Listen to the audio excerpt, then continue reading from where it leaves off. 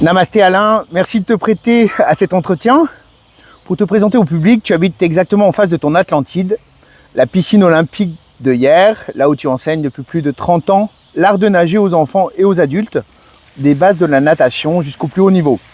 D'un point de vue personnel, tu demeures à l'âge de 61 ans un athlète, ou plutôt un guerrier, pourvu d'un corps d'une perfection hypnotique et d'une énergie foudroyante, puisque tu es cette année encore champion de France master en nage libre et en papillon.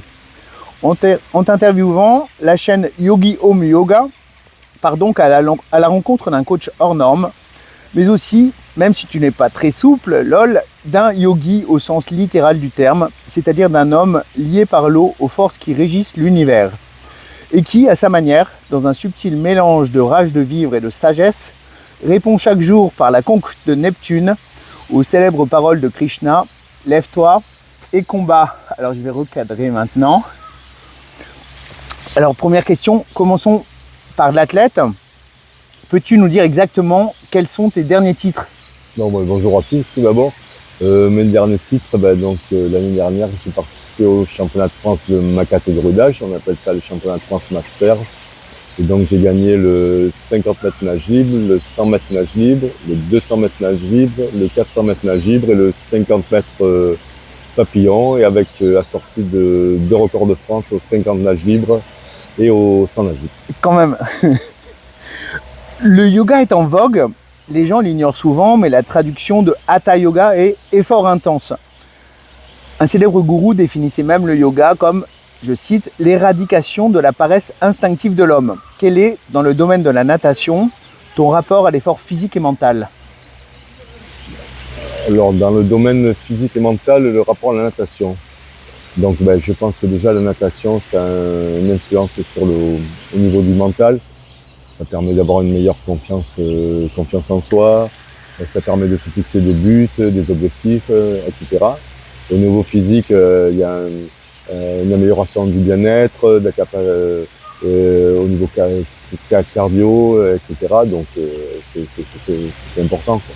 Ça permet je pense, de mieux vivre. Troisième question, les ondulations sont une part déterminante de la natation. Crois-tu qu'un bon nageur doive, à l'image des maîtres des arts martiaux, être également à l'écoute de sa sensibilité féminine pour être efficace? Alors là, tu me poses une colle. Sensibilité féminine, j'avais pas spécialement pensé à ça, mais c'est sûr que quand tu regardes quelqu'un faire des ondulations de papillons, ça peut ressembler à une sirène, peut-être, je sais pas, mais donc c'est sûr que c'est important en natation, l'ondulation, si on veut travailler le performer en papillon, mais l'histoire de la sensibilité féminine, je dois dire que j'ai pas vraiment... On va dire animal alors peut-être, comme un dauphin ou... Oui, ça peut-être, oui. Oui, ça oui. En se rapprochant un peu plus de ce qu'on voit dans l'eau, les poissons, la façon dont ils se déplacent, oui.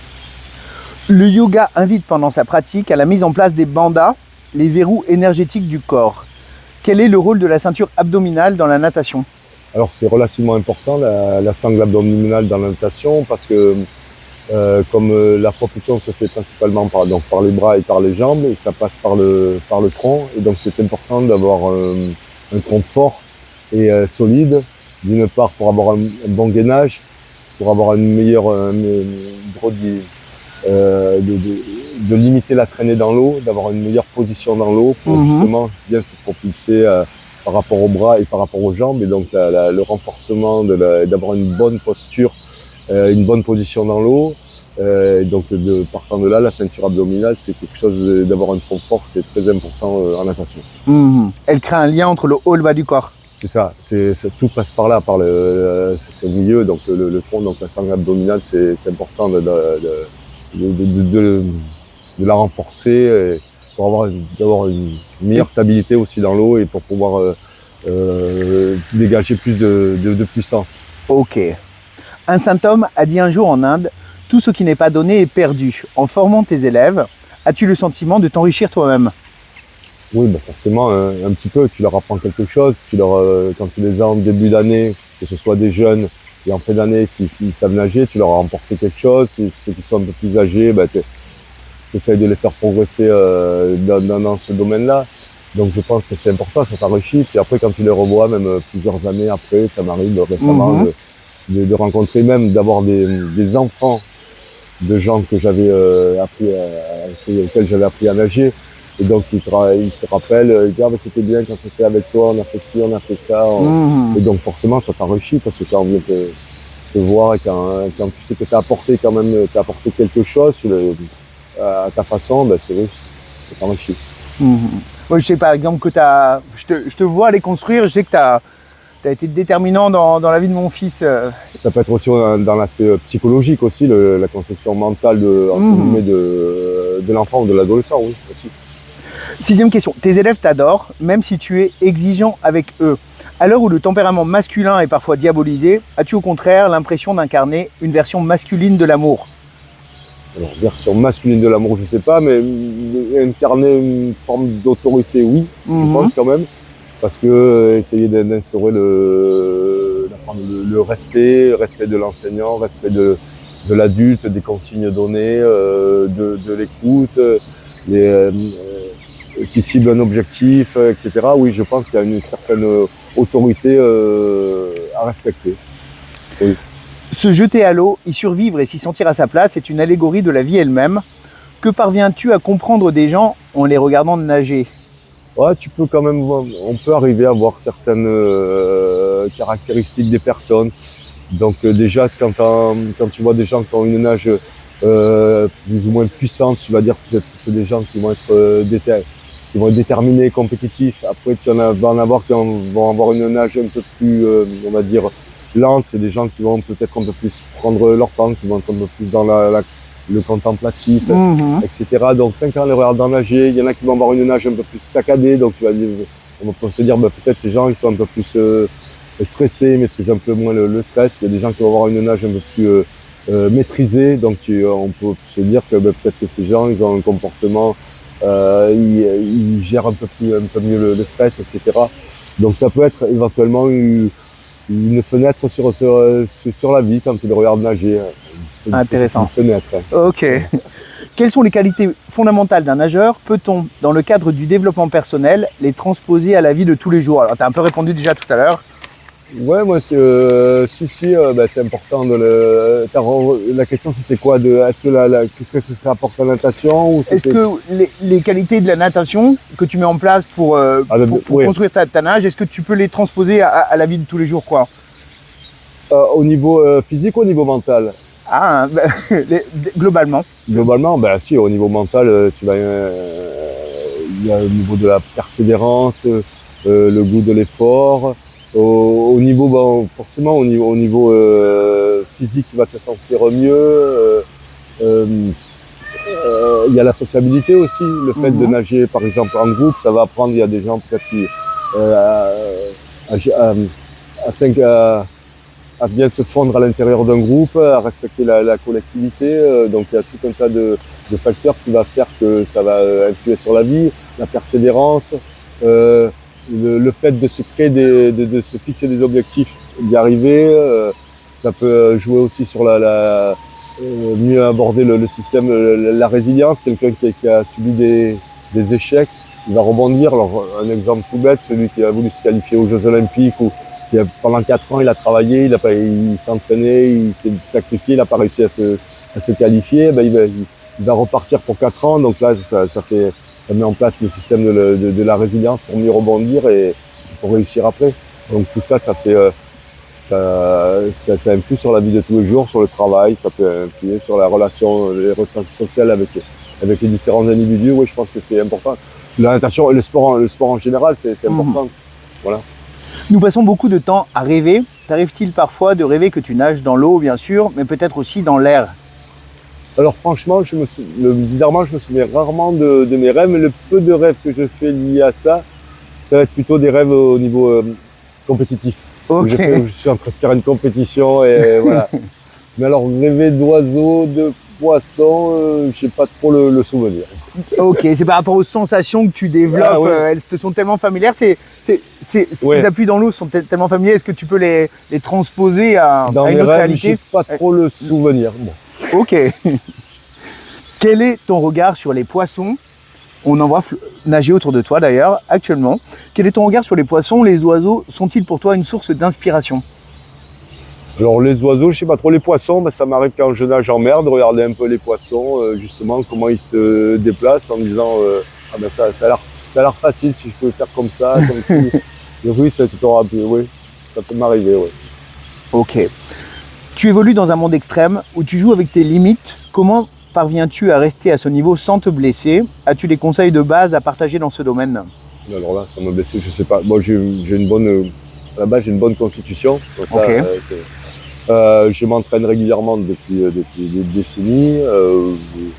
Je pense que c'est la régularité qui est important. Le fait aussi, quand on prend un peu d'âge, de savoir un peu se connaître, des fois un petit peu lever le pied quand on sent que pour pas trop en faire, parce qu'il y a des gens qui veulent toujours en faire plus, absolument, et c'est là où on risque de se blesser. Avoir une sagesse.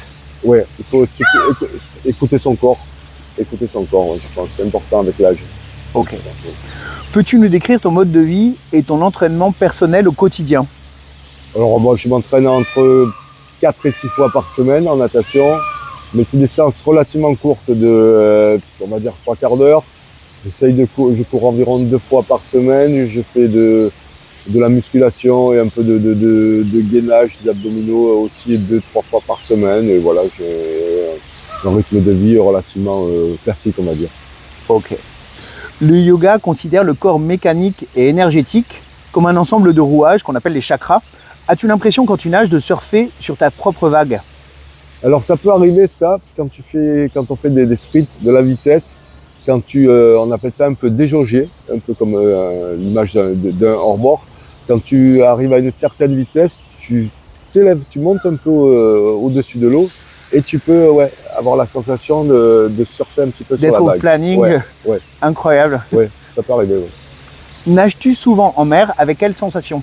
Alors j'aime bien nager en mer, c'est relativement, non, assez. J'aime bien nager en mer parce que c'est pas du tout les mêmes sensations. Bon, le sel, la vision quand tu es dans une piscine, tu vois tes carreaux, tout ça là, tu vois les fonds marins, les poissons, j'ai des bonnes sensations en mer, même si c'est assez éloigné, même si on peut forcer de ce qu'on peut faire dans un entraînement poussé, on va dire, mais c'est plus agréable. T'as le soleil, t'as la plage, t'as les gens, l'environnement, tu croises d'autres baigneurs. J'aime bien nager l'été, j'aime bien nager en mer. Ok. Un peu partout. Le chronomètre est omniprésent dans ta vie. Quel est ton rapport au temps? As-tu le sentiment, en luttant contre lui, de défier les dieux ou alors de leur offrir ta vie en sacrifice? On va vraiment dire sacrifice, non. Défier les dieux, peut-être un petit peu, quelque part. En essayant que par rapport à mon âge, de nager encore le plus rapidement possible par rapport à mon âge, en faisant des performances qui n'ont jamais été faites par des gens de mon âge, oui, pourquoi pas. Ok. Nietzsche a dit « Seules les pensées que l'on a en marchant valent quelque chose ». T'arrive-t-il souvent de penser en nageant? Oui. Oui. Bon après, tu vas plus penser genre à l'échauffement quand tu vas nager lentement. Quand j'étais par exemple étudiant, quand je nageais, je me récitais mes cours. Incroyable. En nageant, ça oui, quand j'avais je vais avoir un interro le lendemain ou quoi, je récitais mon cours pendant le... Là c'est plus... oui, même maintenant ça m'arrive à penser à plein de choses, qu'est-ce que je vais faire tout à l'heure ou demain, qu'est-ce que j'ai à faire. En nageant, oui, ça c'est souvent ça, oui. Okay. Au-delà de la pensée, éprouves-tu un plaisir méditatif à nager? Oui, oui, c'est bien, oui. Ça fait du bien, de toute façon. Des fois, tu as eu une journée un peu fatigante, tu vas nager, déjà, ça délasse, ça libère des endorphines aussi, donc ça permet de me gérer le stress, entre guillemets, donc oui, c'est toujours bien. Okay. Le yoga accorde beaucoup d'importance à la respiration. As-tu une manière particulière de respirer? Pas spécialement, non. Ou alors je m'en rends pas compte, je fais ça naturellement. Donc non, j'ai pas une manière particulière de respirer en nageant. Avant une compétition, avant une compétition, non, vraiment pas spécialement. J'arrive relativement bien à gérer le stress avant une compétition. Il peut y avoir un stress positif ou négatif. Il y en a qui ont des stress négatifs, c'est-à-dire quand ils ont une échéance, une compétition, ils perdent un petit peu leurs moyens. Moi, au contraire, ça me booste, le fait d'avoir une compétition, j'ai le stress positif et j'ai envie de quand je monte sur le plot, j'ai envie de tout casser, j'ai envie voilà, de faire le... C'est comme si j'étais un peu dopé, quoi, voilà. Ok. Et tu respires profondément, efficacement, naturellement à ce moment-là? Ouais, je veux faire 2-3 respirations, mais après, quand je monte sur le plot, non, je m'occupe pas de ça, quoi. Ok. Ta vie est complètement conditionnée par l'eau. Tu marches, les paumes des mains en arrière, la tête légèrement en avant. As-tu l'impression d'être devenu, dans le monde parallèle dans lequel tu vis, un homo piscinus? La tête en avant, je sais pas, je suis en train de me dire ça. Tu gardes la classe, pas, hein. ouais. Mais ton corps est un peu sculpté par la natation. Alors, homo, c'est quoi homo piscinus? Homo piscinus, un homme poisson. Ouais, voilà. Quelque part, ça fait 40 ans, plus de 40 ans que je fréquente les bassins quasiment tous les jours. Bon, quelque part, ouais, peut-être, forcément. Elle t'a sculpté. Ouais, ça s'est fait, peut-être ça s'est fait sans que je m'en rende compte. Ouais, pourquoi pas. Ouais. La fonction crée l'objet. Ouais. Quels sont tes objectifs aujourd'hui? Dernière question. Objectif, les objectifs, essayer de me maintenir, de maintenir dans plus ou moins dans les chronos que j'avais fait l'année dernière, continuer à m'entraîner, continuer à bien m'entraîner et essayer de continuer le plus longtemps possible à performer. Ok. Voilà. Alain, on te remercie 1000 fois pour cette interview ultra intéressante pour tous, qu'on nage ou pas. Et on remercie aussi l'ACH pour tout ce que vous apportez aux adultes et aux enfants. Vous êtes des trésors pour nous, des bienfaiteurs, et je le dis du fond du cœur. Merci beaucoup pour ton exemple et bravo aux Pans pour le concert dont ils nous ont fait profiter et aux Poissons pour leur petit balai avec les canards. C'était une très belle matinée. Merci beaucoup, Alain. Merci à toi, Guillaume. Ciao, namasté.